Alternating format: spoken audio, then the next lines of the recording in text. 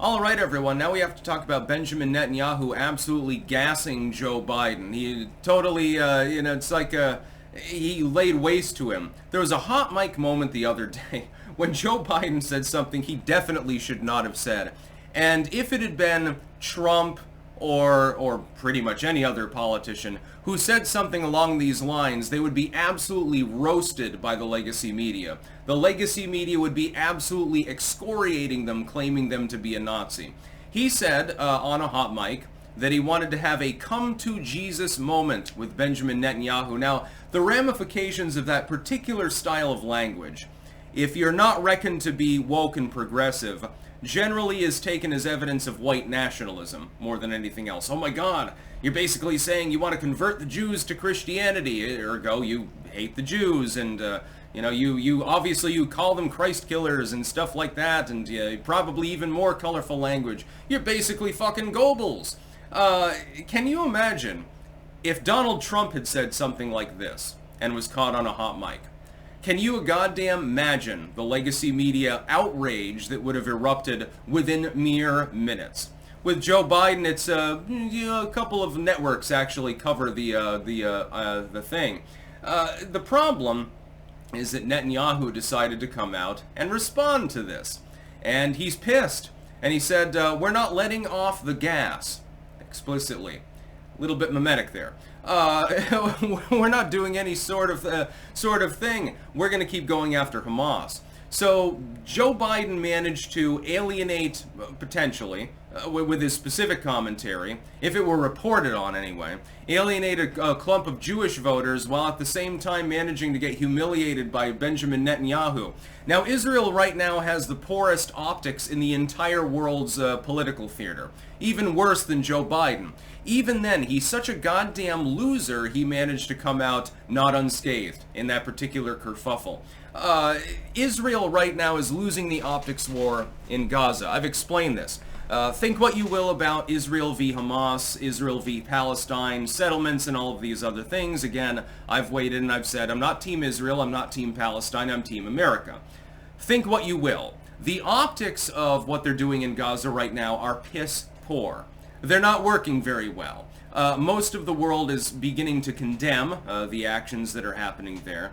And even the rest of the world's like, hey man, you gotta calm down a little bit. Even the Biden administration is attempting to tamp down on the situation. It's becoming political dead weight for the Democratic Party because the president happens to be a Democrat. But this is not the way to go about attempting to do that.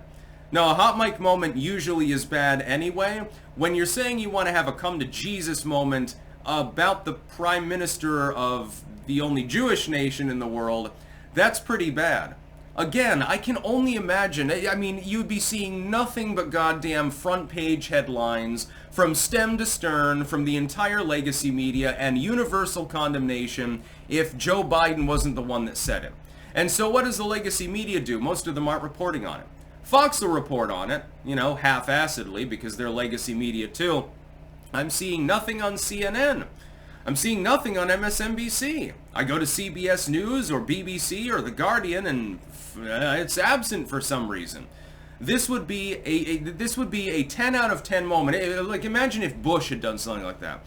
There were whole reels of Bushisms back in the day. For those of you that are too young to remember, back in the 2000s, the internet was flush with compilations of George W. saying weird shit. Like, I think that fish and people can coexist together, or too many OBGYNs can't practice their love with women around the country, and then weird shit, He was a master at making gaffes. Although much of it was just a theater performance. He's a method actor more than he is a fumbling old man. But it was everywhere. When Obama was president, you saw plenty of compilations of all the weird shit that Obama said. And he said plenty of it. It wasn't as legendary as George W., but it was still entertaining. And of course you got Joe Biden, VP at the time, Potato Joe. You had plenty of compilations of him as well. More recently, though, you've got a startling lack of any form of journalistic coverage when this sort of thing happens. This is a major mistake that Joe Biden made. Specifically, that language used. Again, he thought he wasn't being listened to. It's a hot mic moment, so he's not aware of the fact that people can actually hear what he's saying. having a come to Jesus conversation with the Prime Minister of Israel? Is that, again, you've managed to out-optic the bad optics of Israel itself with that particular exchange. This is a major fumble for him, and it's certainly, is this also, because I am concerned about the civilian death toll in Gaza, because I don't want civilians to die anywhere in the world. I don't give a fuck if they're Muslims, Jews, Hindus, or anyone else under the sun. Christians, atheists. I don't want anyone, any little kid to get their head blown off or something like that, because I'm a human being. I actually do have morals. I mean, they're more subjective than for many people, but even as the hedonist that I tend to be, yeah, I'm not interested in seeing innocents suffer. I think that that's a bad thing. I think that I speak for the majority of people in the world. If, therefore, you are serious about trying to broker some sort of ceasefire or peace agreement or whatever the fuck you're trying to broker, is this the way to go about it? Is it pragmatic? Is it intelligent? Strategically speaking, is it intelligent? No, not really. I don't think that it's helpful. What you end up is then Netanyahu ices you out and goes and kills 10,000 more people just to show that he can. Well, that's really helpful. Thanks, Joe. You're a master of diplomacy. The fact that the fucking Prime Minister weighed in on this, and it was within hours, it was almost instantaneous. He's like, we're not gonna stop.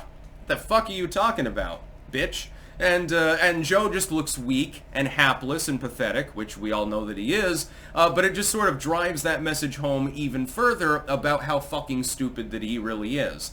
And Joe Biden really is fucking stupid.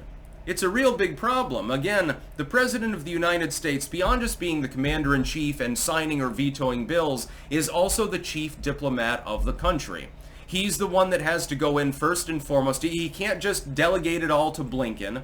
He can only be in one place at one time, and he's inept too. You definitely don't want to delegate it to Kamala Harris, because that's somehow even worse. You've got to take the fore and make the calls and talk to other world leaders and try to get things hammered out in accordance with the will of the United States.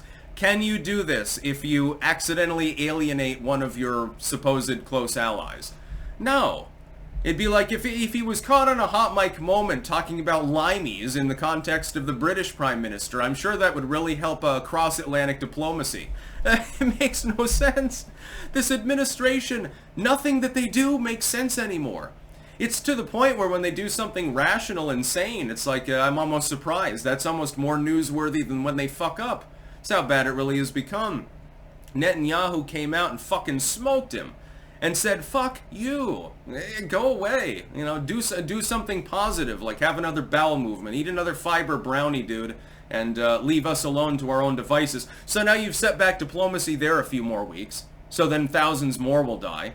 I mean, this sort of thing actually happens. We've got to understand the sort of the pomp and circumstance and sort of the ritualistic thing with regards to dealing with world leaders, where you shake hands, you get the photo op, and you talk with each other and stuff.